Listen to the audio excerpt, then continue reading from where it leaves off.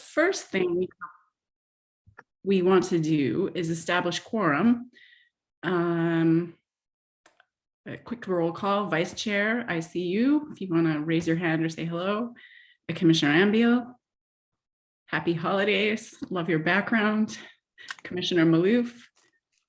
See you there. Commissioner Snyder. Yep. You're here too. Wonderful. And Commissioner Katz. I do not see him with us this evening. And Commissioner Oyang. Also not visible. So it looks like we have 5 members present and 2 members absent.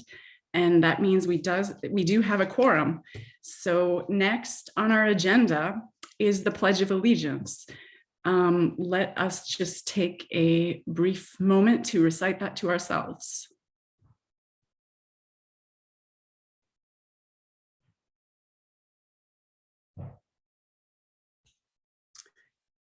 And let's move on to our next item, public comments for items not on the agenda. Do we have any members of the public this evening that would like to make public comments for items not on our agenda? The process to do that is in the Zoom app. You can raise your hand and I will be calling on you. If you're dialing in on the phone, you can press *9. And if you're not familiar with the technology, you can just speak out and say you want a turn. So any members of the public? I am not seeing anyone and I'm not hearing anyone. So let's move on to our consent calendar. We have one item in our consent calendar this evening. It's approving the minutes from our October 26th meeting. So anyone have any questions or corrections for those? Doesn't sound like it. So I will call for a motion first and then a second to approve those. I move to approve. Thank you, Commissioner Maloof. Someone to second? I'll second it. Thank you, Commissioner Snyder. So we have a motion and a second. Let's just all raise hands and say aye if you approve this. I see 5 hands up and 2 people absent. So that motion passes. Let's move on to the update items section of our agenda. We have 4 items on that part of our agenda this evening. The first one is the work plan goals review. I'm going to start by turning that over to Marisa and also our subcommittee who was working on that, the vice chair, as well as Commissioner Snyder. And I see Commissioner Katz has just joined the meeting. He was also on that subcommittee. So now we have 6 members present at tonight's meeting. So go ahead, Marisa. Thank you.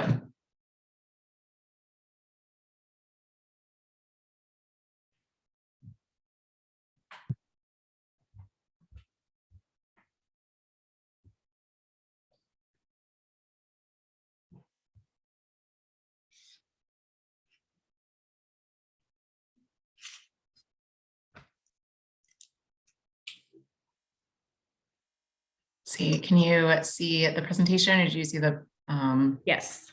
Okay. Can you see it in full screen or do you see the kind of slide notes on the side? See the slide notes. We all haven't met for a while, and so I am rusty on my screen share.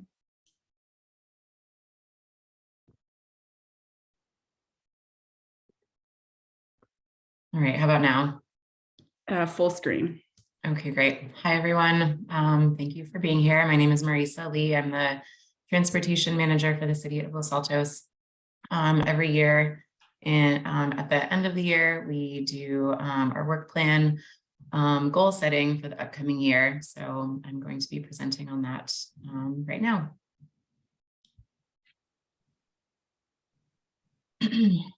So generally, the work plan consists of a few different elements. One of the most important elements is the goal setting. And this is something that's happened the last few years. And we have a living document that we update every year. And we update it to reflect the goals of the year that's coming. So this is annual goal setting for both projects and programs and policies. The goals are meant to last for about 5 years, so it's kind of a 5-year vision for the city. And we generally share this with the city council in advance of the city council's retreat, in which they meet annually to set their goals for kind of the larger citywide picture of Los Altos. This year's council retreat is scheduled for the spring. So this is, to be considered a review of the current draft. We still have time to make edits if necessary, refine the goals, and then send it off to city council before they set their goals. In general, the goals are generally accompanied by the letter to council. So that kind of orients council to our goals and gives them some background on where we're coming from with our goals. And this will come to the Complete Streets Commission at a future meeting, probably in January. I know usually it comes at the same time as the goals, but this time, since we have a little extra time, we'll spread it out a little bit. And it's also usually accompanied by the monthly work plan. And so that's an outline of all the things, all the topics that will be discussed at the Complete Streets Commission meetings over the course of the year. There are some new elements to this year's goals. So like I said, this is a large document that's meant to span for about 5 years. We update it every year. And every year we, make some modifications to the process to try to improve our process. So some things that are different this year as compared to past years is that I have separated out all of the projects and the goals that we did complete in 2022 from last year's list. And I will be presenting those to you next month. And those will be incorporated at the end, probably of our goal document, so that we can have that kind of memorialized and so that we can share with council everything that we accomplished last year. The next thing is that we just kind of increased the level of integration between the goals of the Transportation Division on the staff side and the goals of the Complete Streets Commission. So really trying to make those two things go hand in hand as far as what we have funding for on the staff side, what the internal goals are, and what the commission's goals are. I've formatted the document this year with a couple of new features, including all the new goals are highlighted in yellow. And anything that's considered an ongoing project, because we are kind of developing and establishing quite a number of ongoing projects. Those are all listed in italics. So that's good to know when you're reviewing. So here we have the summary of goals. So we have 4 kind of overarching goals, and beneath each of these goals, we have a number of kind of sub goals and deliverables and performance metrics. So this is the main header of each of our four goals.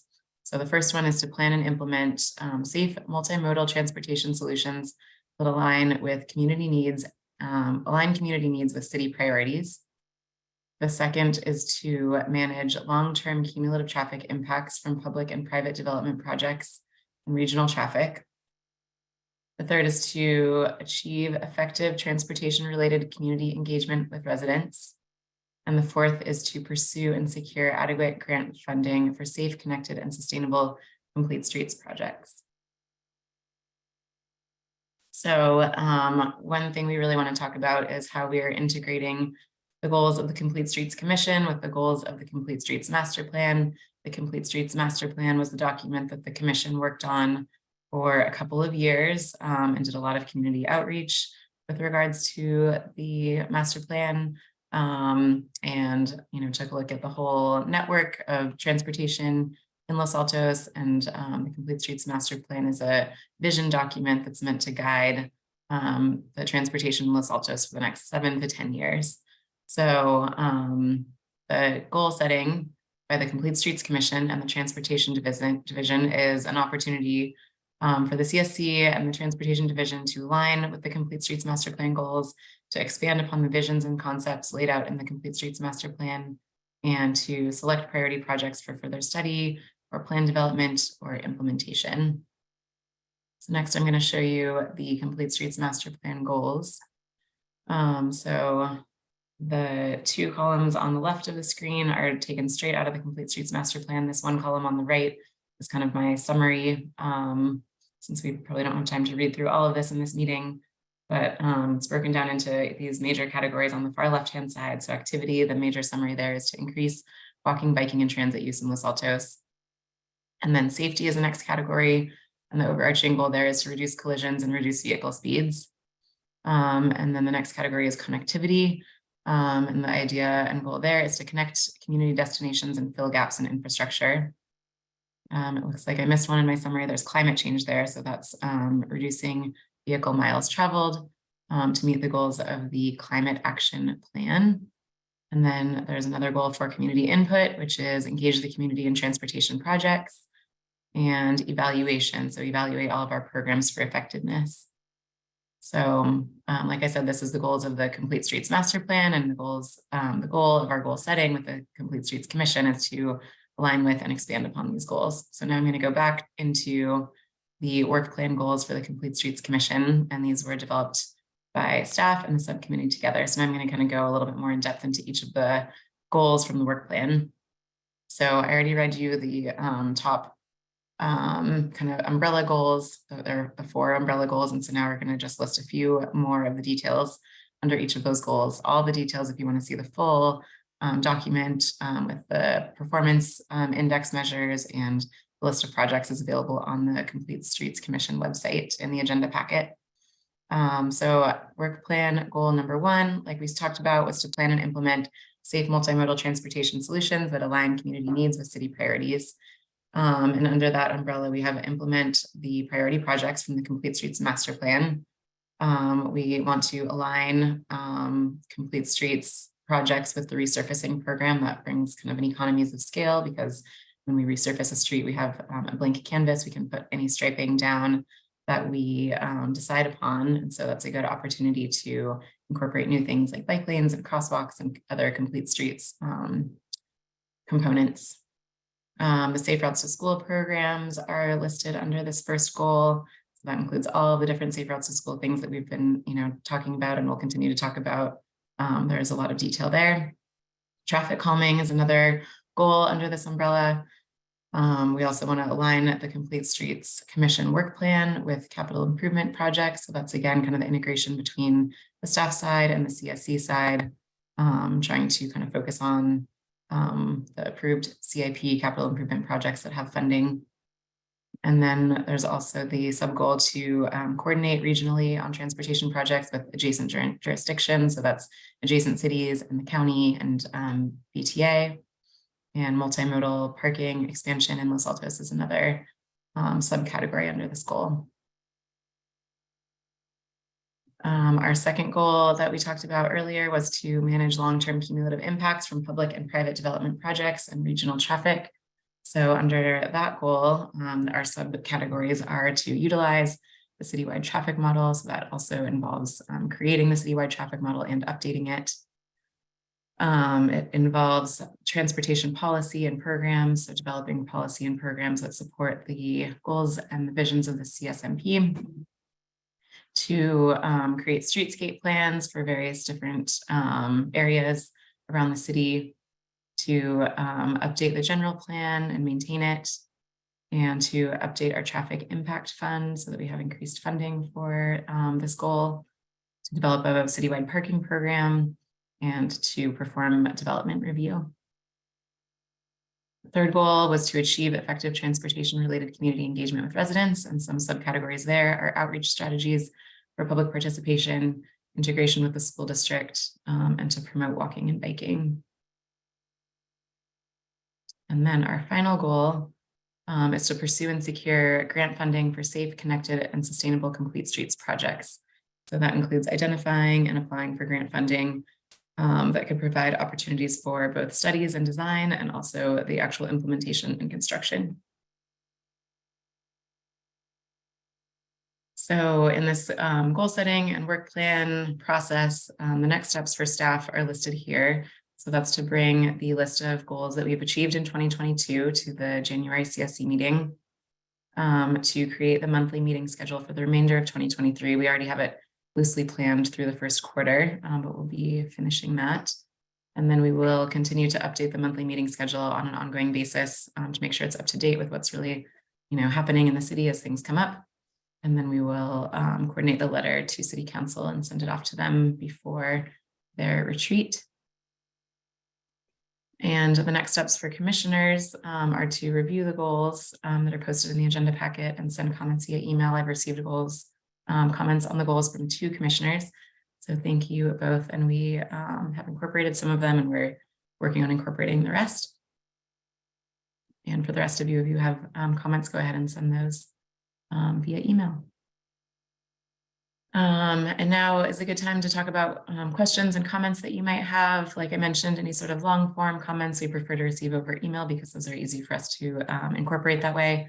But if you have any questions on the goals or the goal setting process, now is a good time to ask them. Like I mentioned, what I gave you tonight was just an overview. And if you want to see the details and all the kind of breakdown of the different projects and programs that we have planned, or the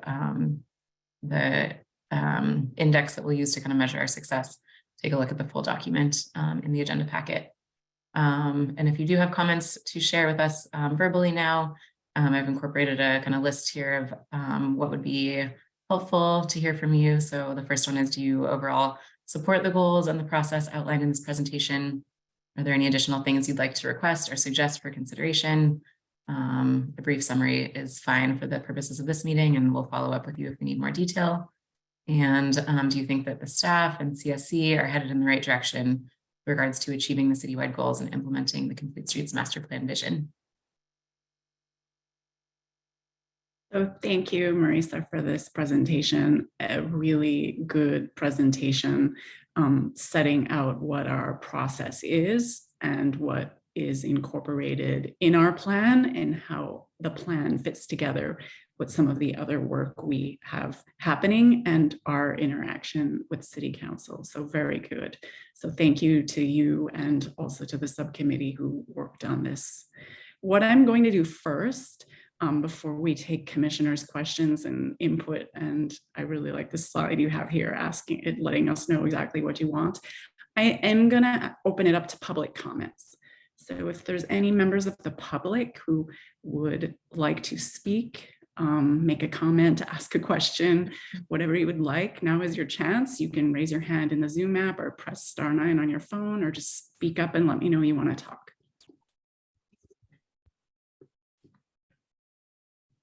Anyone? We're going once, going twice, and we are gone. I don't hear anyone or see anyone. So let's bring it back to commissioners. I don't think I have you all on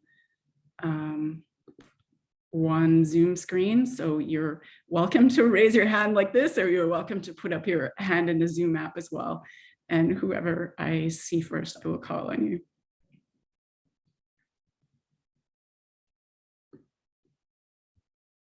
Does anyone have a hand up?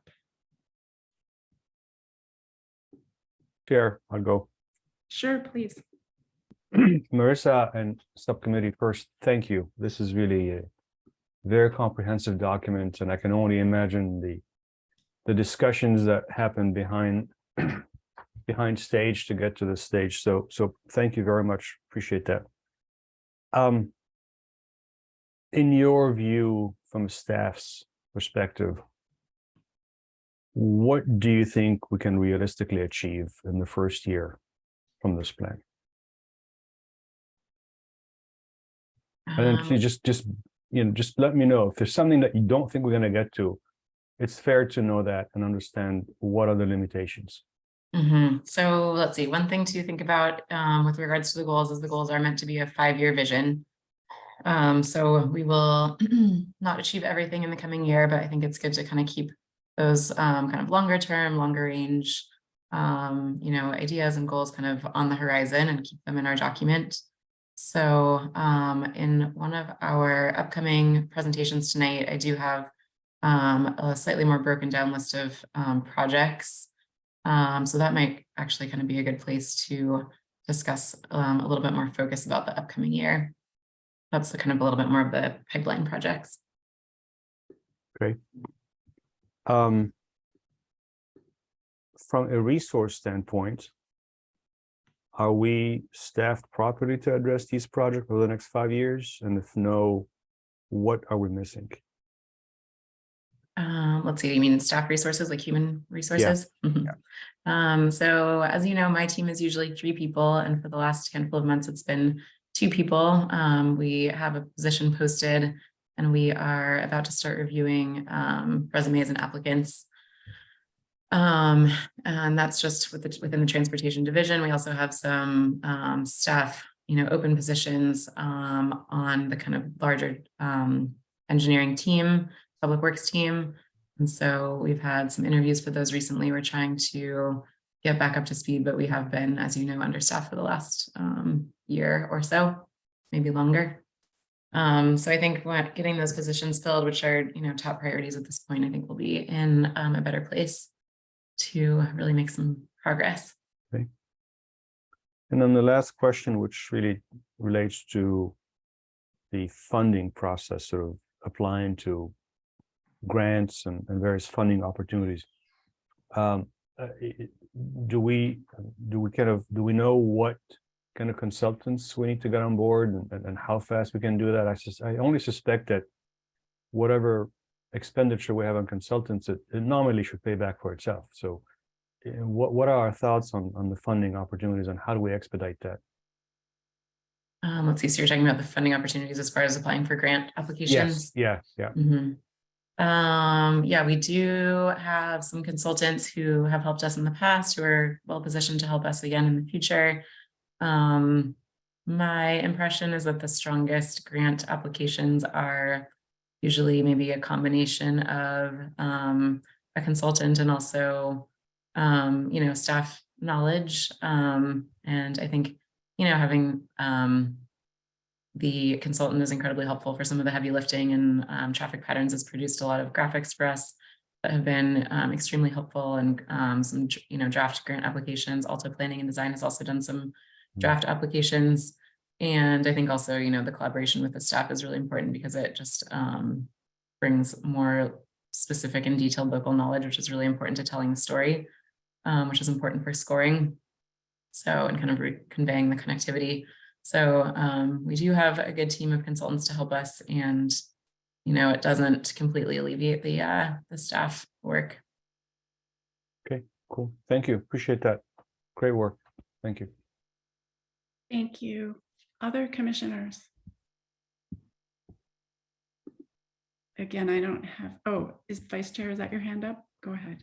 Yeah, I just wanted to add a few things, both from the subcommittee's perspective and maybe prompt a couple of things for Marisa, maybe that'll help as well. So the first is thanks, Marisa, for this document. I think it kind of reflects what we had discussed at the meeting and summarizes pretty well. So that's great. I think one thing that might be helpful, Marisa, is sort of to provide the picture of the 3 different working documents that are essentially, are tracking our projects all the way that, move it from the Complete Streets Master Plan into the 5-year plan and then into some sort of a project priority and tracking. And maybe if you could sort of help me discuss that a little bit, I think that'll help the rest of the commissioners as they're providing inputs into the plan as well. So if you want to do that, that would be great first. Okay, right now, you mean? Yes. Okay, so let me see if at least outline the process, right? Okay, I think I understand what you're saying, but if I am getting it wrong, correct me. But it sounds like what you're describing is the transition from the Complete Streets Master Plan and then into the Complete Streets Commission list of kind of goals, and then into the tracking spreadsheet of kind of priority projects. Yes. Okay, so let's see, the Complete Streets Master Plan is kind of a 7 to 10 year vision.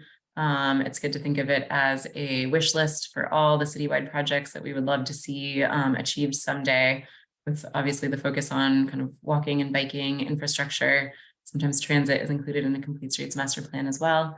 So think of that as kind of the biggest wish list. And there was a kind of system of prioritization that was done by the consultant who put together the Complete Streets Master Plan, kind of ranking each proposed project against established criteria to establish a kind of list of things in a prioritized order that we'd like to achieve them. So projects that establish, the goals more effectively are ranked higher, and that correlates with collision data and kind of connectivity and all the things that the Complete Streets Commission identified as important at the beginning of that planning process.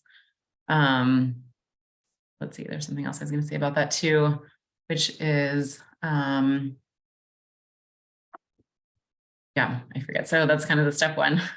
That's the first step. And the Complete Streets Commission was actively involved in that, along with a planning committee who did a lot of review. There was a lot of community outreach. There were some concept drawings that were done as part of that process, and all of those received detailed community feedback, and then ultimately a couple of rounds of review and revisions by the City Council. And that plan was adopted just a couple of months ago. So that was an exciting achievement. So then from there, the Complete Streets Commission kind of uses that as their framework to determine their kind of 5-year plan, and thinking about all of the projects that are in that document and how to best implement them, how to secure funding for them, how to kind of integrate all the different goals of the city with the CSMP goals. And then from there, we will take a handful of projects that either are kind of currently on our plate or have received, been approved for CIP funding, and those will be incorporated into a tracking spreadsheet. So if you might recall the presentation I gave last meeting, that was it was 3 slides, I think, on kind of all the transportation projects that we have in the pipeline. And I know we received feedback of, let's keep this document going. Let's color code it for kind of things that are top priority, medium priority, low priority. Let's kind of keep track of what's ongoing and what's, planned in the pipeline and what's completed via this spreadsheet, and kind of keep it as a dashboard for all of our different transportation projects. So does that answer your question, Suresh? Yes, yeah. One other question I get to Marisa is, I think we discussed, so we discussed tracking of the projects, both ongoing projects and setting priorities for the coming year. And there were a bunch of new goals that were added to the 5-year plan. And there were a bunch that came off that was accomplished in 22. And I think, I think one thing that would be helpful to the subcommittee again going forward is to understand how we're going to then pull priorities for the coming year from the 5-year plan. And I think that's something I'm not sure how we're going to do that. Obviously there's the ongoing priority, the project list from the staff's perspective, and I think this kind of goes hand in hand with Commissioner Malouf's question about resources. Is then how do we, what is the mechanism for prioritizing or adding new projects to that prioritized list from the 5-year plan? Let's see. So I think as far as kind of adding new projects from the prioritized list to, or I guess from the 5-year plan to the prioritized list is I think it'll be a continued collaboration between staff and the Complete Streets Commission. It's something that we have internal discussions about, within the transportation division with some frequency. The City Council has some, kind of input in that sometimes as well. Sometimes something will kind of surface and it'll, catch the interest of the commission or the council, and it'll, kind of go on the priorities list. And otherwise it'll be, staff kind of requests, fielding community requests or citizen requests. And then also referring back to the Complete Streets Master Plan and looking at the list of priority projects that are outlined in that document. And is the goal, Marisa, then by the time we get to the spring City Council meeting, their goal setting meeting is to have that updated priority list by that time? The prioritized project list? Yes, for the coming year, yeah. I have a draft of it, which I will be sharing with you in our next agenda item. Okay. Okay. Thanks, Marisa. You're Other welcome. commissioners with questions or comments? Commissioner Maloof. Thank you, Chair. And I think the Vice Chair just prompted one thought and question to you, Marissa. If you have one ask of City Council, what would it be?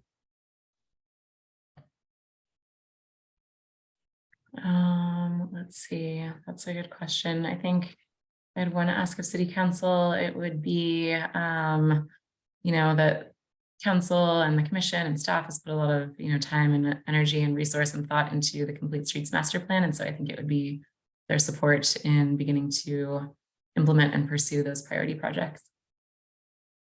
Okay, thank you. And so, Chair, if I might suggest, maybe we should just put that as an item in the letter that we sent to City Council. Yeah, absolutely. It was in our letter last year, and I agree with you. It should be in the next letter. That was my intention. I also do think we need to keep funding and grant in there as well, because if we don't have funding and grant as one of our asks for focus, then we're not really going to get very far on the first thing. Yeah. Anyone else with questions or comments from the commission? Suzanne, Suzanne, go ahead. first of all, great job. I really love the integrated look at our goals, transportation, budget. I think that integration is so important to actually getting things done and lining things up so things can get done. So excellent work on that. Really, really like to see that that evolution. A couple of notes. As our general plan goes through the process and we start to get more clarity on where we're going to be adding that density housing in the coming 5 years, I would like to see a specific spot in our plan to address that as that starts to come online, because that type of increase for Los Altos will definitely impact our streets and our transportation network. So I didn't see it in there. I tried to glance through it and pick it up, but I didn't pick up a thread. So I'm just going to put a little pin on that one. It's like, make sure we are paying attention to that. And then there was another note about using electronic counters throughout the city to show, how many bicycles or pedestrians are using a specific route. And my comment on that would be to be one, careful about implementing something like that, because it could backfire. The numbers could be so low that people feel that our investment isn't paying back. Two, that those counters can be notoriously unreliable, difficult to maintain. So be cautious about implementing something of that nature and that expense. And then the final comment around that is number 3 is to consider maybe something a little more low tech in that posting signs on specific routes to different areas. So if you are at Rancho, it's a 5-minute bike ride to downtown, or it's a 10-minute bike ride to Homestead Corners, and a QR code that people can scan to go get the bike map to that location.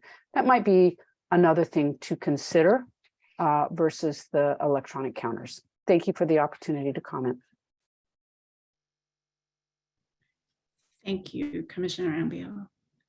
And I'm just going to follow on to your comment, because I sent in some written comments, and one of the things that I didn't include as plans that other jurisdictions are working on is the VTA has a wayfinding, BPAC has a wayfinding subcommittee, and the members of that subcommittee happen to be our neighbors. Palo Alto, Mountain View, and Sunnyvale had someone on there too. So it would behoove us to stay abreast of, we're trying to, on the VTA BPAC, work towards a set of wayfinding guidelines that can be given to cities in terms of how we all try to look the same when we implement it.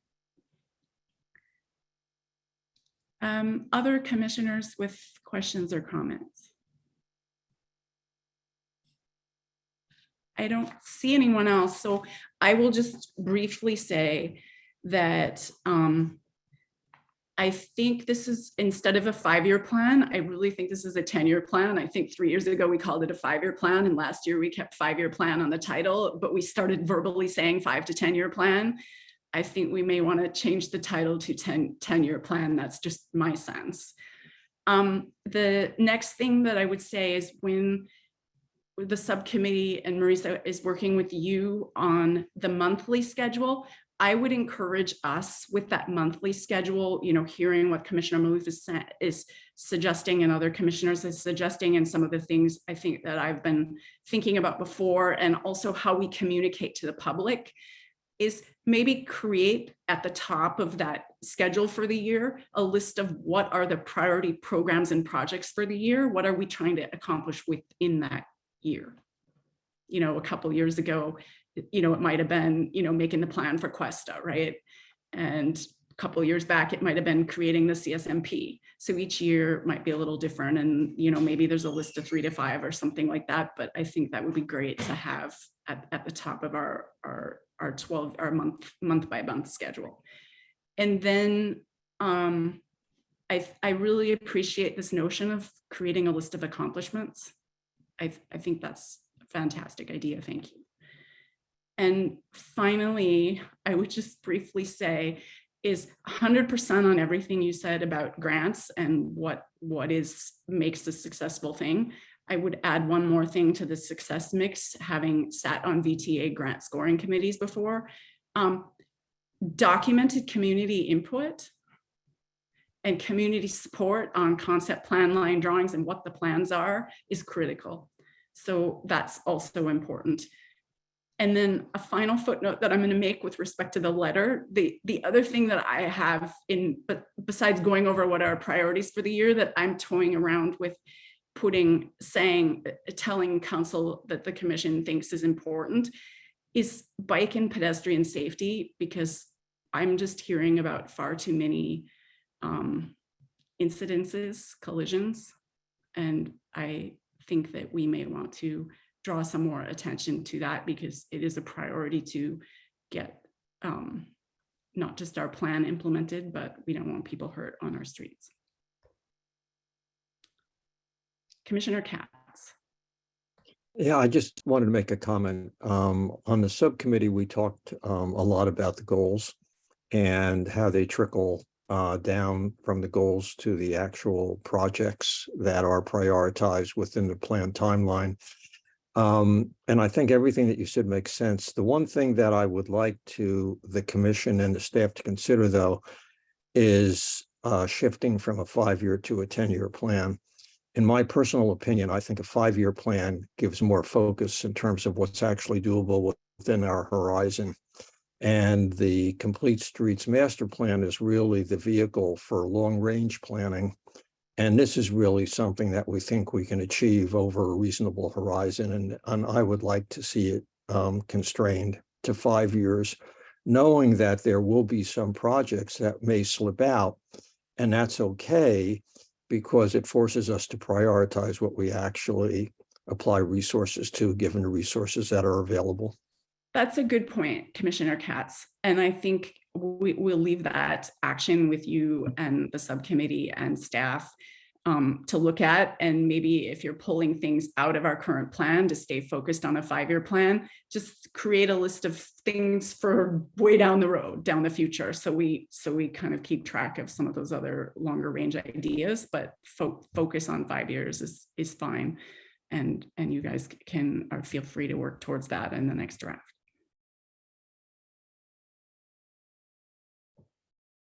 Okay, so it looks like I don't see anyone else. Tom, were you going to say something before?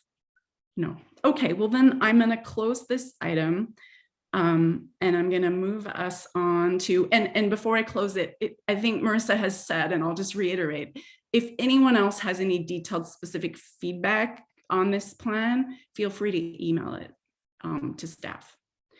All right, so let's close this item and let's move on to our item number 3, the city project priorities and status update. And I will turn that back to you, Marisa. Thank you.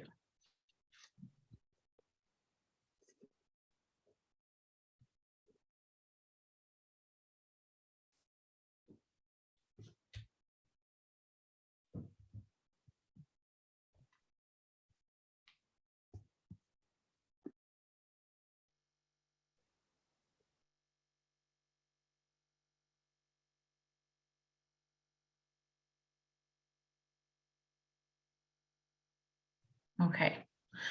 So next we'll be talking about the transportation priority projects, which is kind of a spreadsheet that we've created of, like we just mentioned in the previous presentation, drawing from the Complete Streets Master Plan and drawing from the commission's and the transportation division's 5-year goals into, distilling that down into projects that are currently on our plate or currently, on our near-term horizon, kind of in the pipeline.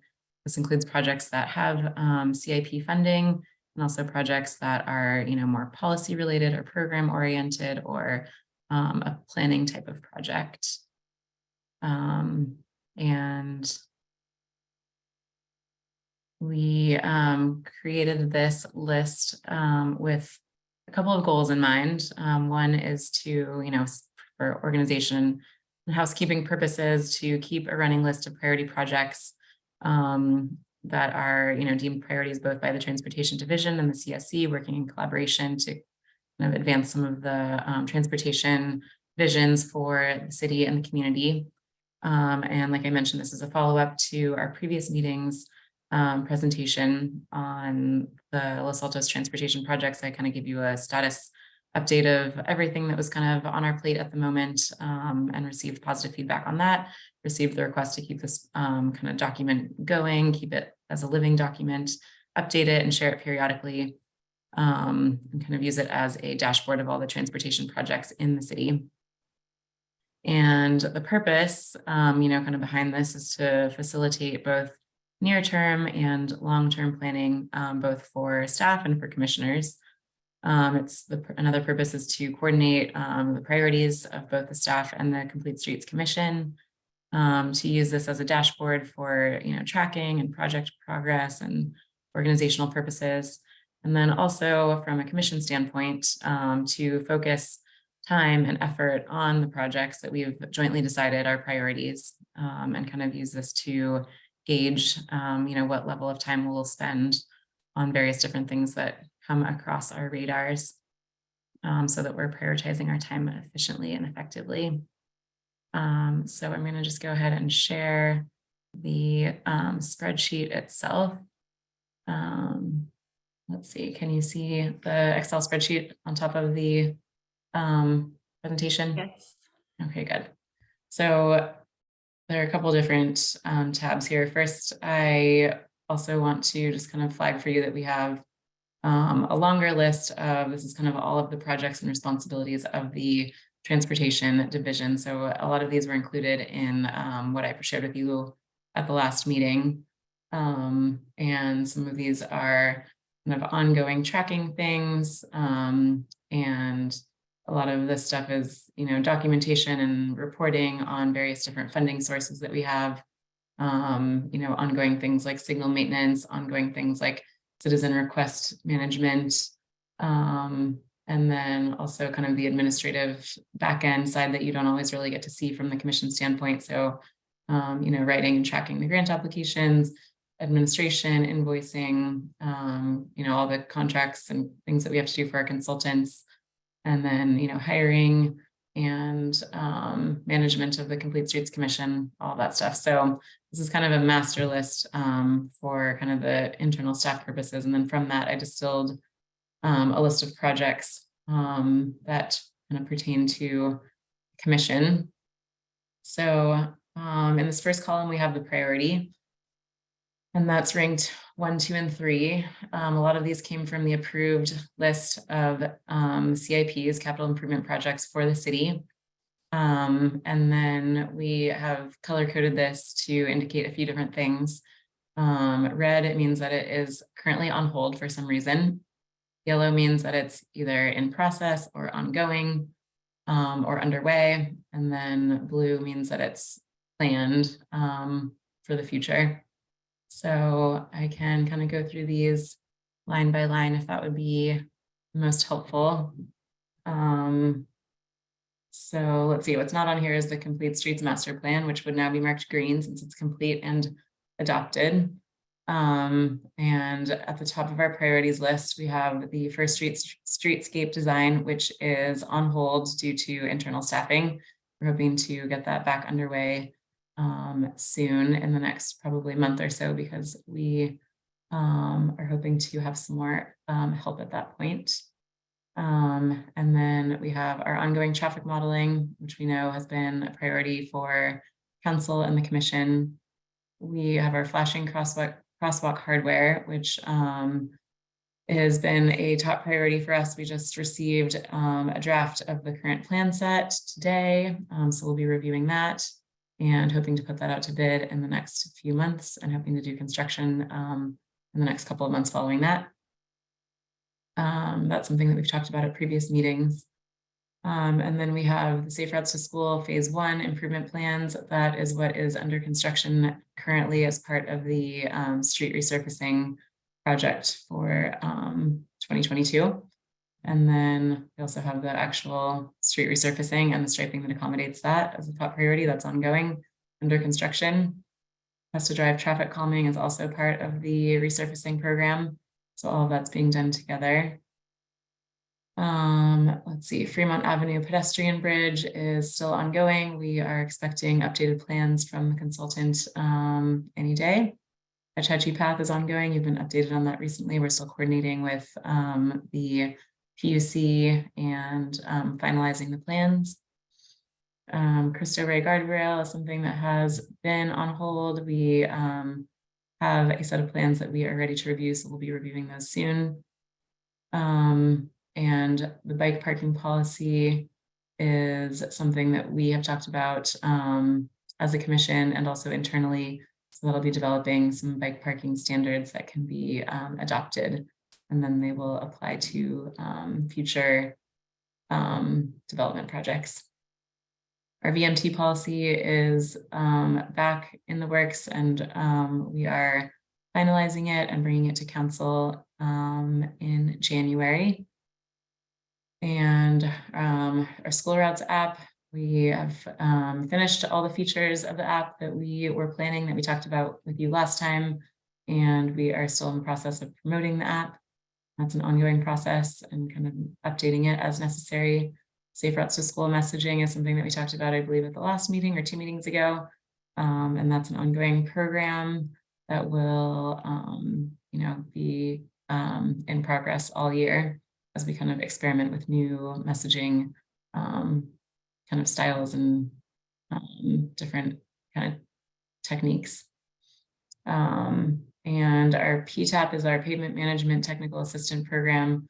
So that is the ongoing kind of monitoring and reporting and project that we do to get assistance on our pavement program. So that is all of our kind of first priority projects. And then on to kind of our second tier of priorities, things that are kind of in the pipeline. Most of these are kind of really active, ongoing projects. And then these are kind of things that are more pipeline. So Safe Routes to School Phase 2 is a design project that will be kicking off. So the first phase is all the signage and striping improvements that are currently underway. And in construction, Phase 2 will be more of the hardscape kind of sidewalk gap closures, curb extensions, some ADA ramps, and some flashing crosswalks, flashing RRFB crosswalks. And then along with that, we'll have our 2023 street resurfacing and striping program. So that's next year's annual program. El Camino bike lanes is being done by Caltrans. It's the resurfacing project where we got approval from City Council to add protected bike lanes on each side. And that's still planned for construction this summer. So staff has been supporting Caltrans with all the kind of documentation that they need. Foothill Expressway Bike and Ped Safety is kind of a planning initiative that has been ongoing, and that's been a collaboration between city and the county. And then our transportation grants is kind of an ongoing top priority project, and we have a couple of grants in the pipeline that we plan to apply for in the next 2 months. And then we have a CIP project that's planned, and that's Los Altos Hills Path into Redwood Grove. We have the policy that we've discussed, kind of next steps on AB 43. And then we have some policy related to objective standards that we are wanting to develop, and a congestion management plan that we talked to City Council about to go kind of in conjunction with our other planning documents and transportation documents, including the Complete Streets Master Plan. And then back into down into our kind of third tier of priority projects. So these are the things that are a little bit more long-term that maybe haven't been started yet or are on hold. The first one is the Hardeen Drive High School drop-off. That's on hold right now because we applied for an ATP application for it. We did not receive funding, and we have it as an alternative for our current construction document plan set. So if we have contingency at the end of the resurfacing project, we will consider implementing that. And then we have some things that have been in the pipeline for some time: the University Ave and Milverton Road sidewalk gap closure, the Carmel Terrace sidewalk gap closure, the San Antonio Complete Streets project, which we have applied for grant funding for and waiting to officially hear back. And then I know we've talked as a commission about some policy surrounding traffic impact fee updates, and also a truck route program is something that has been in the pipeline for a while. So this is kind of, the near and, maybe like 1 year kind of vision for our various projects and priorities and status. So I hope this is a helpful kind of add-on to what we talked about last time. And if you do have any questions or comments, we can kind of follow that same format from the previous item. Thank you, Marisa. I am going to open it up first to public comments and questions, and then I will come back to the commission for any comments and questions. And as Marisa said, you are welcome to make those comments and questions now, or you can also email her after the meeting. Does any member of the public have a comment or question or would like to speak? I will just ask you ideally to raise your hand in the Zoom app or press *9 on your phone. You may also just speak up. I am going to call on Mike. And Mike, I'm going to give you 5 minutes to speak, or 5 minutes, 3 minutes to speak from the time you start talking. I'll be timing you, and I'll let you know when your time is up, but you may want to time yourself as well, so you just are aware of how much time you have left. So Mike, you may go ahead and speak, please. All right, I shouldn't take longer than 3 minutes, but I have a question regarding the Hardeen Drive. Can you explain a little bit more about what that entails as far as the improvements on that street? Thank you. Thank you, Mike. And Marisa, if you could speak to his question. Sure, yeah. So Hardeen Drive is something that was discussed by the commission. I believe it was at the June meeting, and we had some plans that we shared at that time. And let's see, so what that entails is kind of similar to what's on Hardeen Drive now, but it's kind of a slight reorganization of space in which both directions of bike travel would be along the south side of the street against the curb. And then there would be some parking protection along the two-way bike facility and a drop-off zone. And then the two directions of vehicle travel along, kind of at the north side of the north side of the street.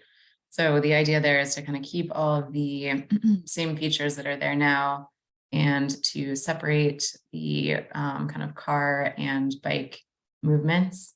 So right now, I know with the drop-off zone, we've had a lot of good feedback about how the drop-off zone is functioning and facilitating a good volume of drop-offs and pickups. And the only kind of constructive feedback that we've gotten is that, cars have to merge across the bike lane in order to get in and out of the drop-off zone, and the cars aren't always looking behind them as they're pulling out.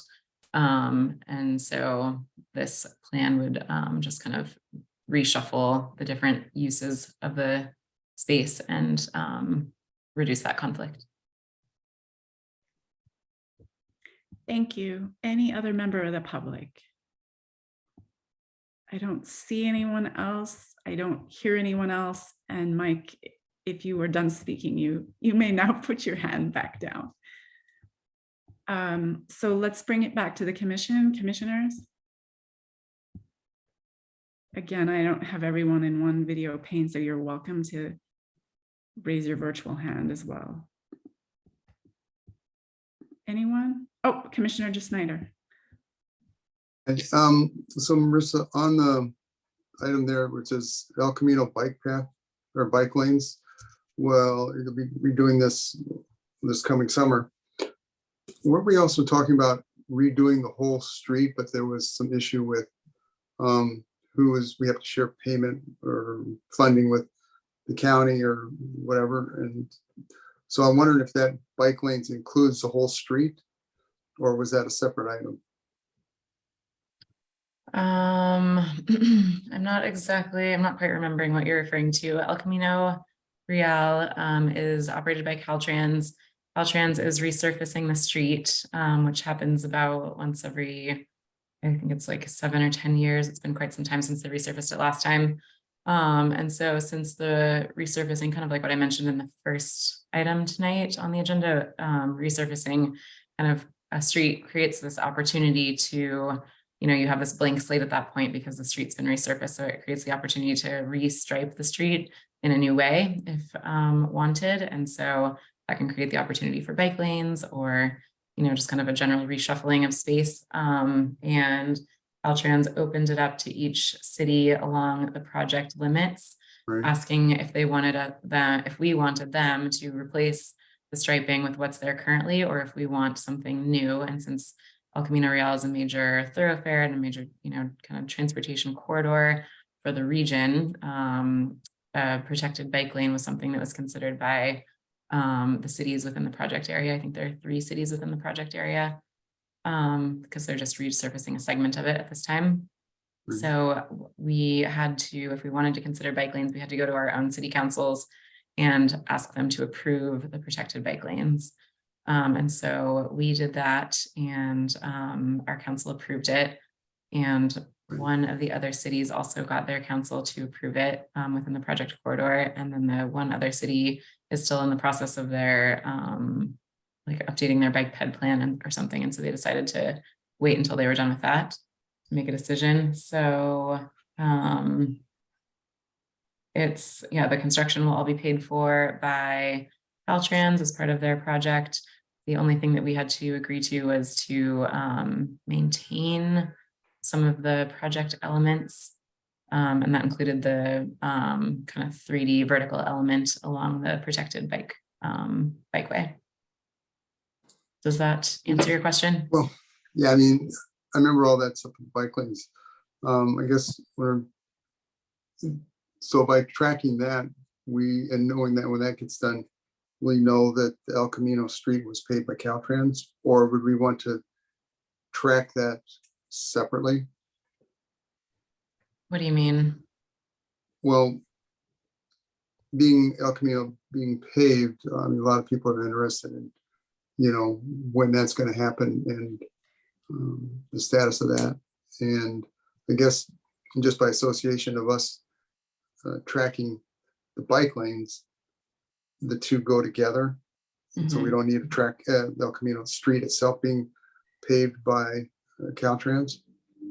So Yeah, just to jump in here, Marisa, I would support what Commissioner Snyder is saying. Exactly that is that it's a resurfacing and a bike lanes project. And Tom is right that lots of our residents care about that resurfacing, including myself.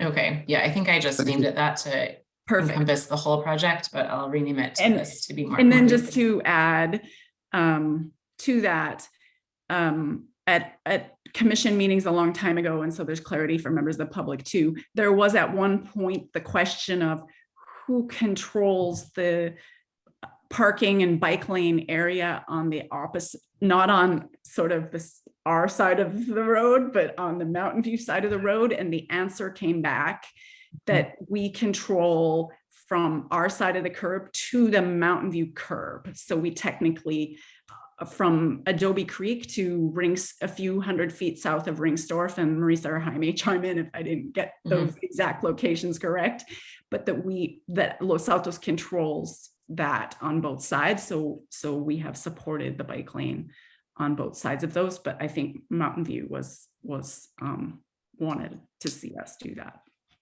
That is correct, Stacy. That is correct. Thanks, Jaime. Other commissioner questions or comments? Tom, I don't know if you had any more. No, that was good. Thank you. Thanks. Anyone else? Commissioner Maloof? Just a quick clarification, Marisa, did we, I don't see it on the list here, but the continuation for almonds, I think we were thinking about putting some additional modifications on the bike corridor, or whatever we call this thing, the bike highway. What was the status on that one? Is it sort of buried into one of those projects, or has it been on hold, or what is the thinking behind that? Excuse me, are you meaning kind of adding additional features to the area of Almond that has the existing bikeway? Yeah, Or- I think if I remember, we were talking about experimenting with further protection. Where we have now double lines protecting the bike lane, putting some types of protection for the cyclists, Yeah. especially near the San Antonio intersection. Yeah, I'm gonna add that. We do have some modifications coming to Almond as part of the Safe Routes to School Phase 1 improvement plans. But I'm gonna add what you just mentioned as well, more specifically. Marisa, this is Jaime. If I could just chime in. So one of the things that delayed our being able to put in those vertical elements along the cycle track is in front of the fire station. We're waiting for the fire department to do some upgrades to their fire vehicles to be able to exit out of the fire station when they need to preempt the traffic signal. And when the fire trucks leave, they drive over that buffered zone. And so we're waiting for them to put in some equipment that we purchased for them and delivered to them about a month ago, maybe a month and a half ago. And once they install that equipment into their fire trucks, we've already purchased the bollards. We just have to kind of put them in after the fire station does their work.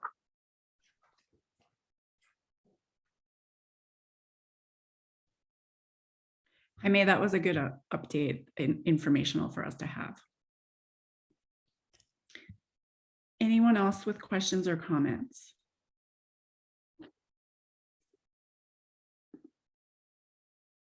I'm not seeing anyone. I'm not hearing anyone. So I think that I'll just look again to see if I see anyone. Nope. So let us close that item. And let's move on to, and remember if you have further feedback, you can email staff about it. Let's move on to item number 4, Homestead Road update from VTA. So Marisa, I don't see anyone from VTA, so I'm going to hand that to you. Okay, perfect. Thank you. Yes, I invited VTA to give this update, but there is not a huge update at this time. So they just sent me some information that I am going to share with you. So let me open it up.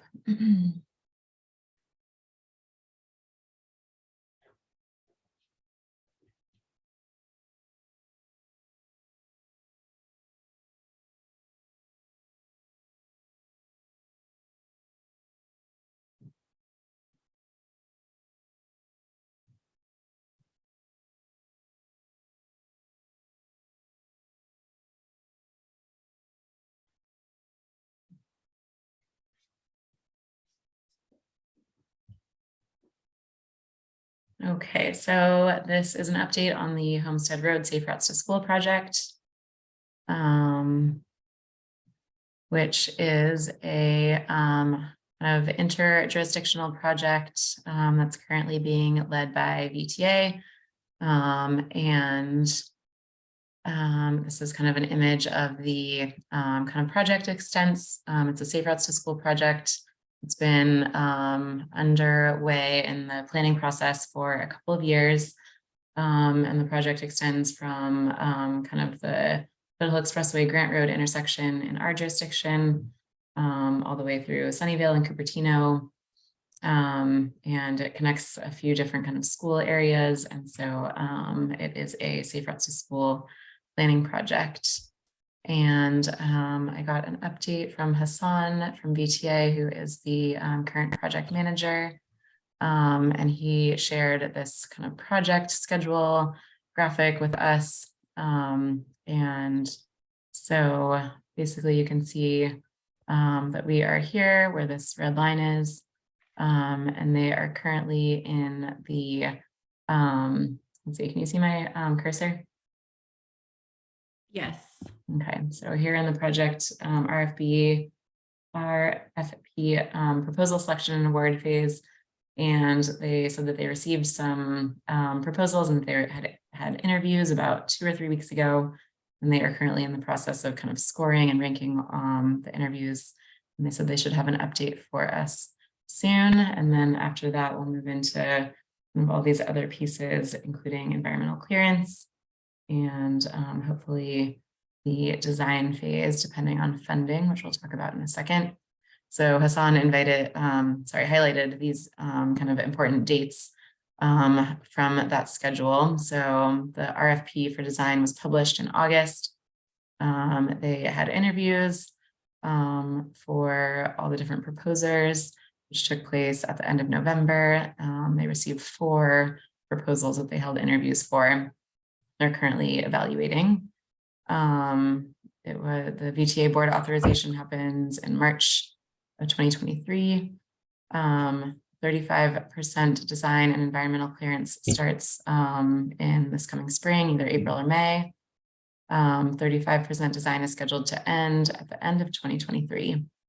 And funding is something that they are still looking for. If they don't receive funding, they will shelve the package at this time. They currently have funding through the 35% design phase and the environmental clearance phase.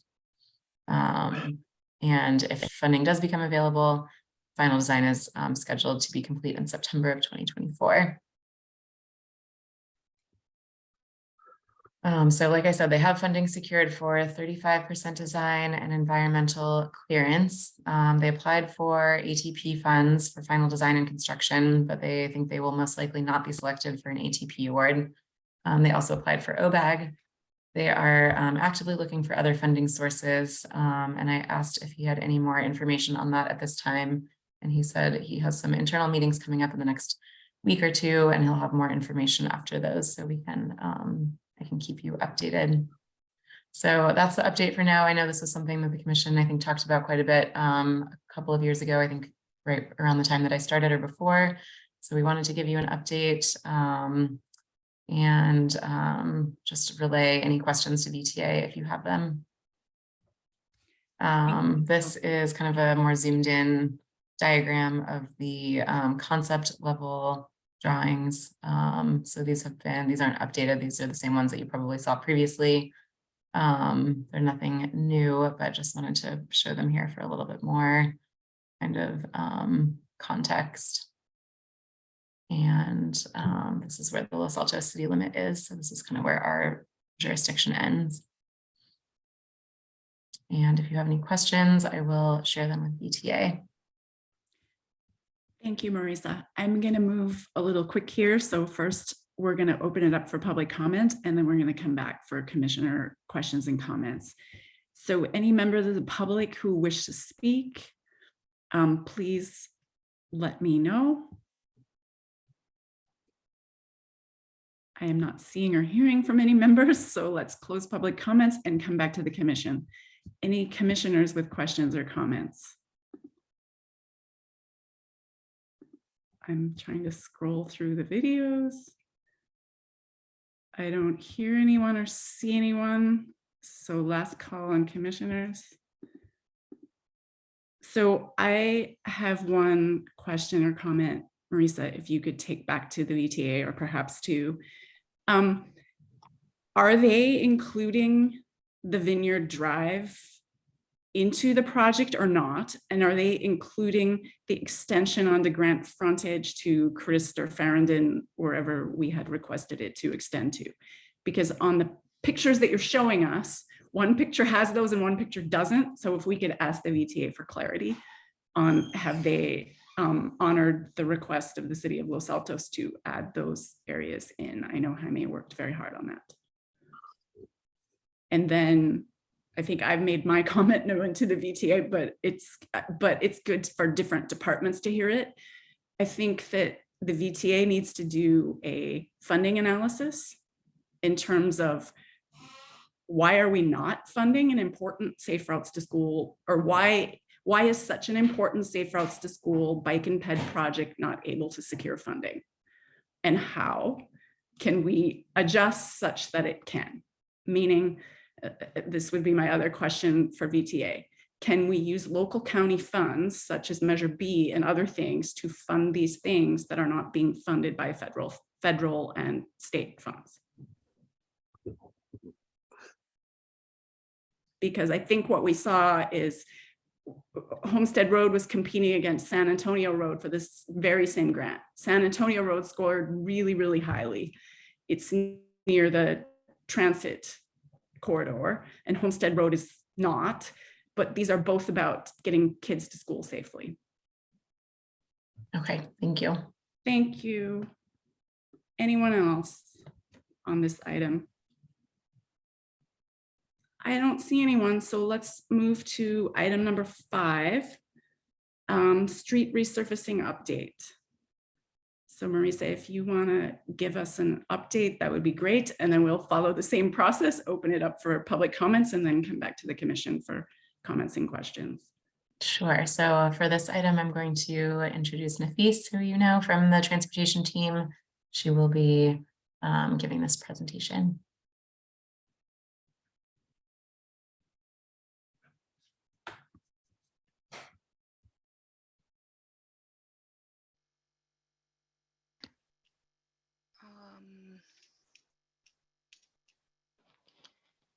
I just want to make sure that my slides are presented without notes. Yes. All right, awesome. So tonight I'll be providing some updates on the status of our annual street resurfacing project. Tonight's agenda includes a brief summary on what we do during annual street resurfacing project, and then I will describe the type of treatments being applied on the roads. This will be continued by the project schedule at the end of this presentation. So what type of improvements are we providing? We consider 2 treatment categories. So the first one is resurfacing treatments, and the other one is signage and striping. Street resurfacing includes 2 types of treatments, dig out and microsurfacing, which is basically a thin overlay, about 1/4 inch to 1/2 inch. And the other type of resurfacing is mill and fill, which is hot mix asphalt, basically. These treatments will be further described in the next slides. As far as signage and striping, 2 types of streets are being resurfaced during this project. The first one is obviously the streets that have been resurfaced. So we want to redo the striping and signage as well. We're also applying signage and striping for some streets that have not been resurfaced this year to provide bike and pedestrian improvements to those streets. So in this slide, we'll see the microsurfacing, some images from microsurfacing process, which is intended for streets that have slight to moderate distress. And basically no rotting and narrow crack widths. It will help to preserve and protect the underlying pavement on these streets. And usually how the process works within the city is that the transportation team, it starts with the transportation team selecting the streets to be microsurfaced based on the annual pavement condition study that we do every year and consultants' recommendation. Then the first step is to inspect these streets for different types of distress, such as alligator cracks, rotting, and etc. Once this step is completed, then the construction crew will go out at the field on the streets and do the dig out and patching after they do the dig out. And then the identified locations will be restored after dig out and patching is completed, right before microsurfacing starts, because this is weather dependent.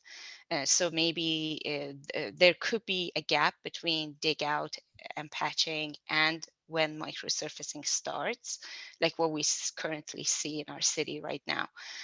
So this sweeping the road should happen right before microsurfacing to, clear the road and then apply the microsurfacing layer. And microsurfacing actually requires some weather condition from temperature, rain. So the streets have to be dry. It has to be dry 24 hours. The microsurface has happened and has been applied on the street, and it requires minimum ambient temperature of 46 degrees Fahrenheit. So that's why in our region, in the Bay Area, it usually does not happen between November to March timeframe. So it either happens before November or after March, which in our case this year, it will happen after March. The other treatment that resurfacing treatment that we discussed was mill and fill, which is basically grading the surface to different depths. Sometimes the entire layer thickness of the pavement has to be removed. In our case, we're doing 2-inch. 2-inch of grading, and then we will resurface it back. You can see in these photos that here it's being grinded, and here on this side they're adding the applying the hot mix asphalt overlay. And this kind of treatment is basically a structural pavement treatment because it brings the road surface to kind of like new condition, and it really lifts up the condition of the surface, and also the the life period for these roads. It really enhances the structure. And it's also used when a surface has been deteriorated to poor condition. So when we have, regular to good condition pavement, we usually don't use this treatment, and we go to microsurfacing option. Here you can see a list of 18 streets receiving mill and fill with HMA this year. And due to weather condition, our consultant was going to start the asphalt pavement this side of the year, but unfortunately, due to weather condition, they were not able to start so far. And we're expecting to be continued through February 2023. With regards to dig outs and microsurfacing, this is the list of 33 streets that we are going to microsurface after March. Prior to microsurfacing, as we discussed, dig outs will be done. And so far, all the dig outs and patching have been completed for these streets. So we're done with that step that was not weather dependent and somewhat weather dependent, but we were able to complete this step. But for the resurfacing and microsurfacing, it has to happen after March. And it typically takes 2 to 3 weeks. So we're hoping by the end of March, this will be done as well. Here you can see some photos from Angela Drive and Merritt Road during patching. Here they're grinding some dig out areas, and here you see this area has been dug out, and these have been patched. The patch is completed here, and the roller is rolling over the new pavement. And this slide is also provides some photos from St. Joseph Street, when the patching was completed. I took these photos a few days ago, so patching was done prior to that. Here, streets receiving signage and striping are identified in the city's map with dots or lines. 41 of the total 51 streets, which will receive resurfacing treatment as well, but 10 of them will not receive resurfacing treatment. Almond Ave, Oak Ave, Covington, and Los Altos Ave are among some of those streets that will have signage and striping, but no resurfacing. And the street adjustment for signage and striping has been completed. We are hoping this will start within next week or after, and will continue through April 2023, because signage and striping for those streets that have been will require micro surfacing will have to happen, during March or after that.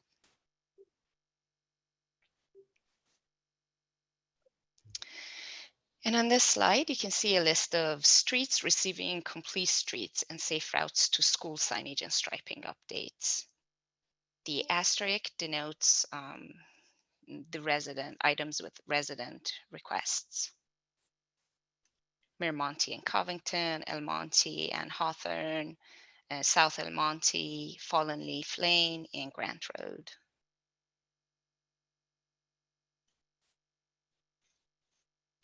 Here, I just included some photos from field adjustment, which we did with our consultant with the help of traffic patterns.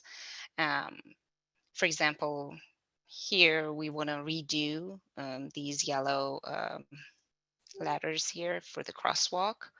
Here you can see markings for where we want the stop sign to be located precisely. And here you see there is no existing crosswalk, and these are some markings. And we did some field adjustments and all these markings. And I think with that, I'd like to conclude this presentation and answer any questions you might have. Thank you. Thank you, Nafis, for your presentation. So let us open up public comments. Do any members of the public have comments? I'm not seeing anyone or hearing anyone, so let's move back to the commission. Commissioners, questions, comments?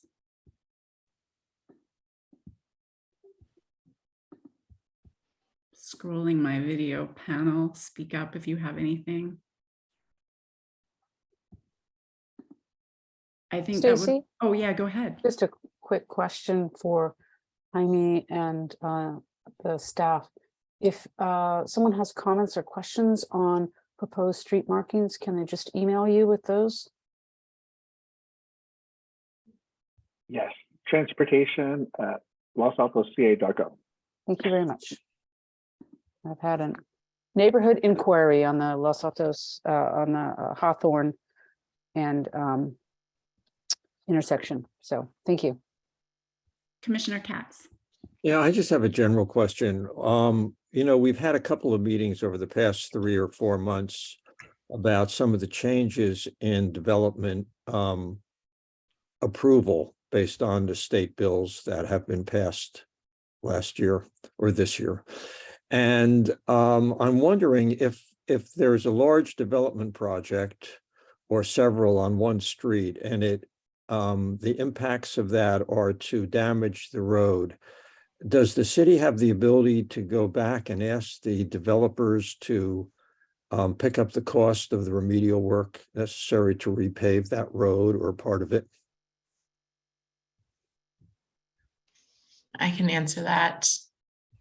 As part of the development process, when there's a new development like the one that you're, the type that you're describing, one of the conditions of development is almost always that the developer resurfaces the roadway outside the development as part of the construction process.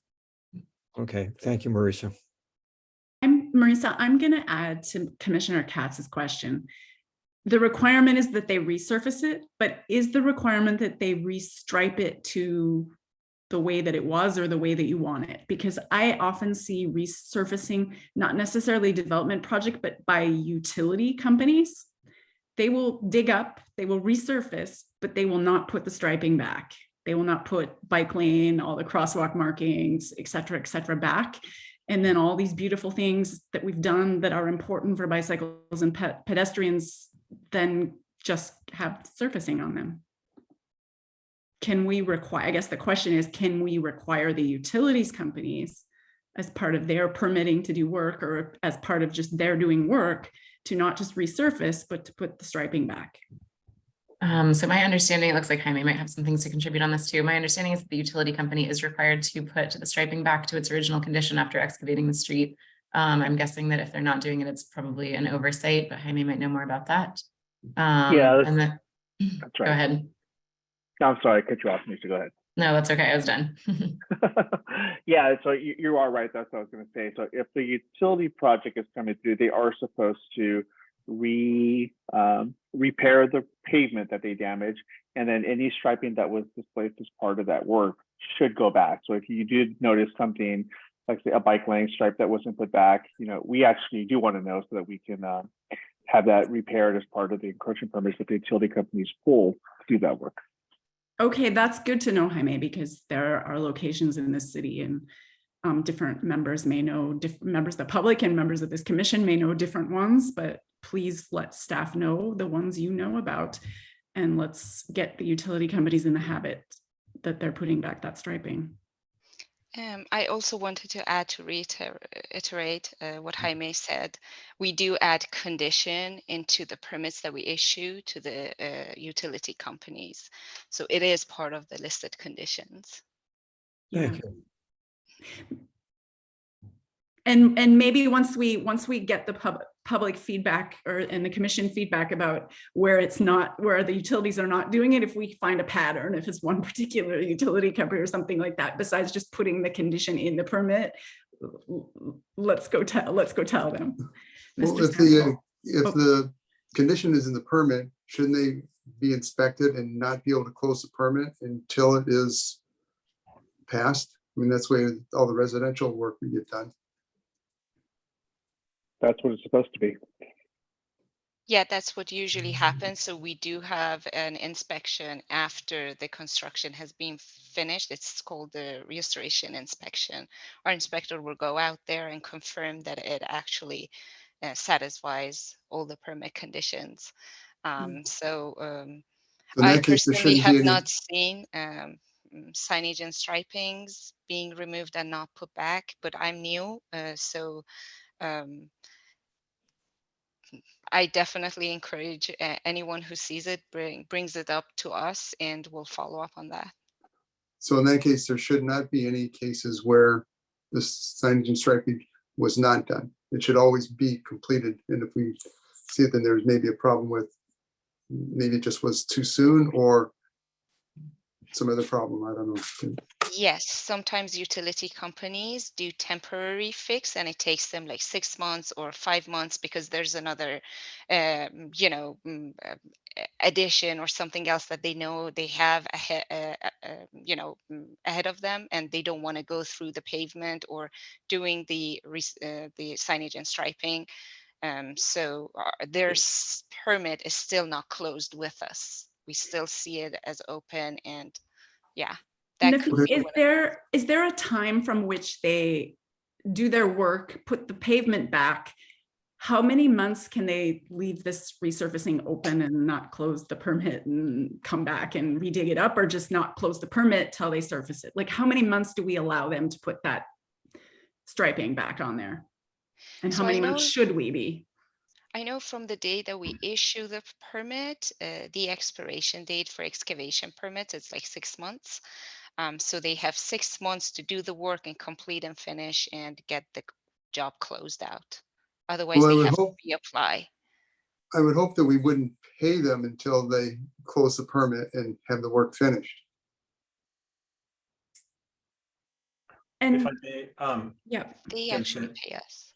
yeah, Jim Sandoval, Public Works, sorry. Yeah, the utility companies actually pay us for the permit, but there are cases where, as Nafis was saying, it's an open-ended, pardon me, open-ended permit. And sometimes utilities will want to like maybe capture all of their striping in various jobs in one fell swoop, which is still within the timeline of their permit. But apparently there are occasions where they miss or they put it off and then they've moved on. Perhaps our permit's still open. Or we actually met with Cal Water last week to kind of review a number of issues that we're having on both sides of the fence with regard to permits. And one of them is, kind of reminding them of our paving moratorium or street opening moratorium after we pave or after we stripe, and trying to do a better job working together, ahead of time, years ahead of time, to kind of plan. And there are emergencies that happen, and they're in and out, and some of these occasions may have been an emergency where they're in and out and on to their next emergency. I think it's behooves us to do a better job following up with inspection and not issuing their next permit until they fix the last problem. We're also, that was a great meeting, and so we're also working to have a similar conference with PG&E and the telecoms, and just try to get ahead of these things a lot better than we have in recent years. thank you, Jim, for that work that you're doing, important work, and just maybe give some little thought to, I don't know if there's anything we can do, but I get if there's a permit and they can have the permit open 6 months, but if you're putting the servicing back for the car, okay, maybe it's not the same day or the next day that you put the bicycle stuff back, but should it really sit for 6 months undone? So, yeah. No, point well taken. And, we appreciate any input you have, because, to be honest, our inspector has more work than he has hours in the day for, given the development work that's going on, still full tilt boogie. So he's doing all he can to keep up and track these things, but certainly help from the community will take it. And we're also training some of our other engineers to do inspections to kind of help him out. So it's a work in progress. You're welcome. Thank you. Anyone else have any questions or comments on this item? I don't see anyone. So let's close this item. And then we have no discussion items tonight. So we are moving to commissioner reports and comments. Who would like to give a report or make some comments? Or say happy holidays, which I guess we can also do an adjournment. Just a quick comment Yeah. on, not just a minor thing, on the agenda for today's meeting. At the very top, you got the date right, but you're calling out Wednesday instead of Monday. Thank you. I didn't catch that, Tom. You're good at that. Yeah. Commissioner Ambio. Yes, just a comment, an observation that I've made around town recently as the local junior high school students and high school students are being equipped with e-bikes. I am seeing some excessive speeding on the roadways on e-bikes with children. And this is something to add to the list of bike education for the parents first, because they're the best form of enforcement, and the students second. Cruising along at 20 miles per hour is a whole lot of fun until you hit something. Thank you. Councilmember Weinberg. And thank you for joining us at every single one of our meetings and serving as our staff liaison this past year. Of course, and thank you for recognizing me.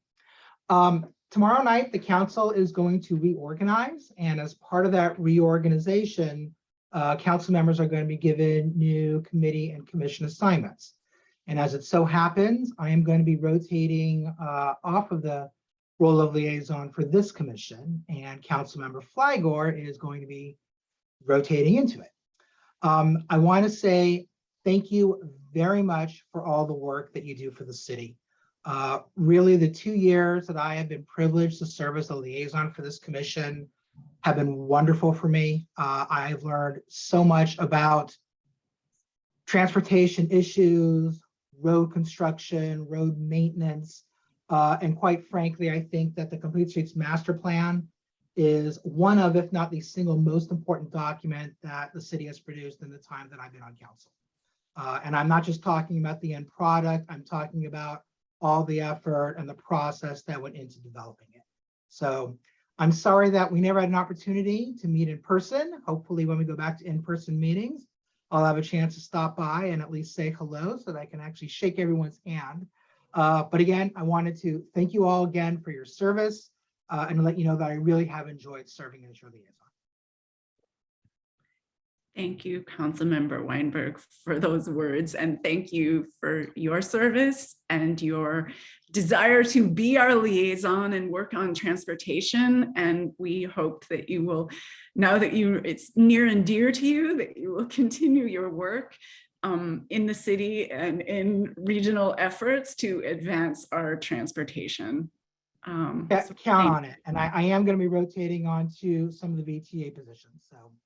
Yeah, congratulations on that. Yeah. Any other commissioners? Commissioner Katz. Yeah, just a brief comment, which was triggered by the discussion of safe routes to school and cycling. I think the two-way cycle lane at Almond School appears to be working pretty well.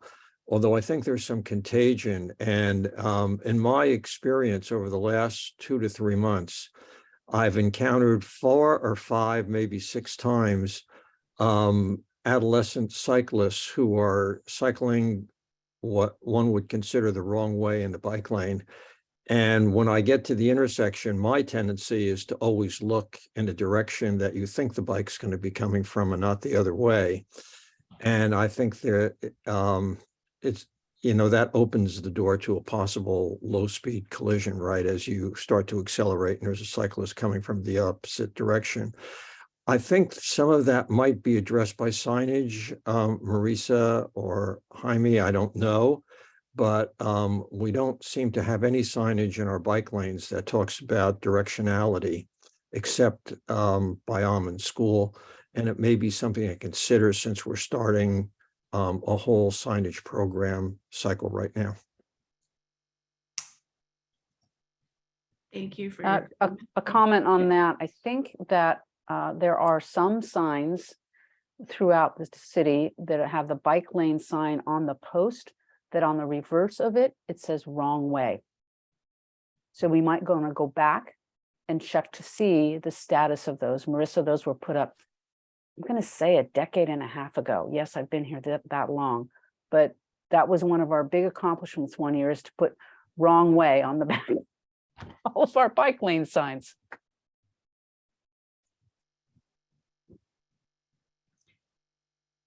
Anyone else?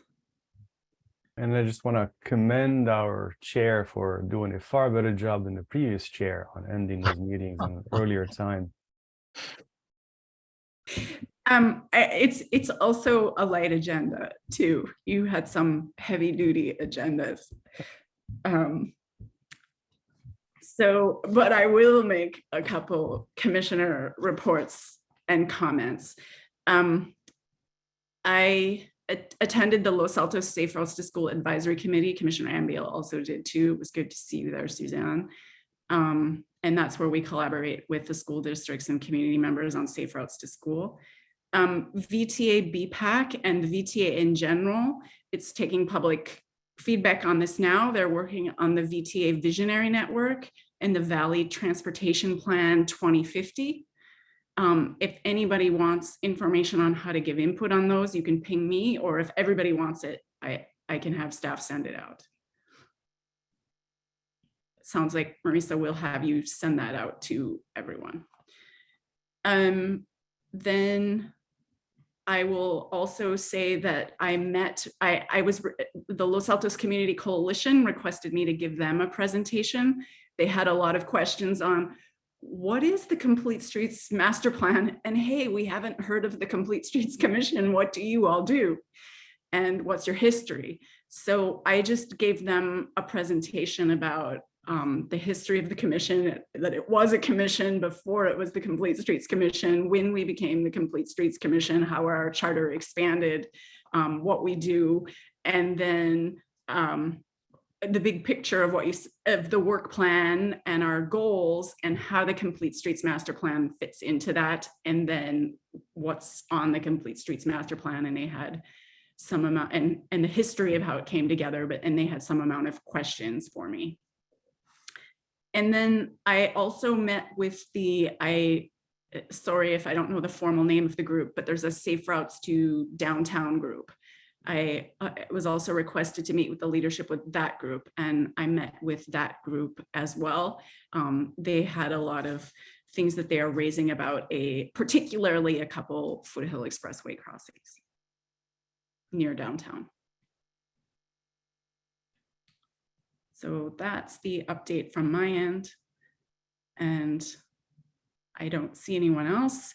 So let's go to the next item, which is potential future agenda items. Commissioner Katz. Yeah, I just have one thought, which is that I thought we had a couple of great meetings with the Planning Commission where there were joint meetings.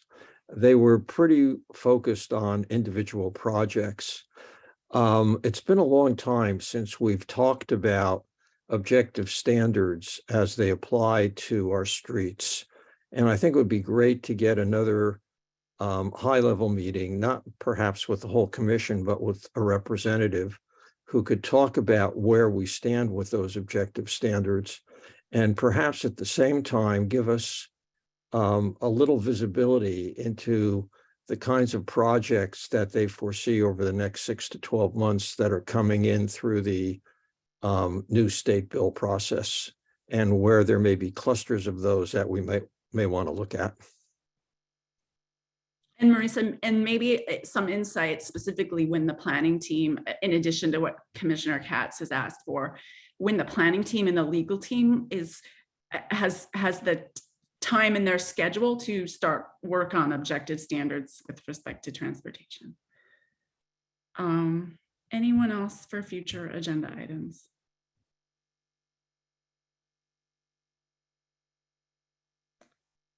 Okay, so I'm going to move us at 7:13 p.m. to adjournment. I congratulate Commissioner Ambiel and Commissioner Snyder for bringing the holiday festivities to our joint November-December meeting. Very well done. Nice. Happy holidays, everyone.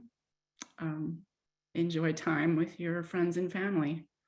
Same to all of you, and thank you for all the staff members here. Yeah. Thank you. Have a happy new year, everybody. Thank you. Okay. Happy holidays. You Happy too. holidays. Happy holidays, everyone. Bye-bye. Good night, everyone.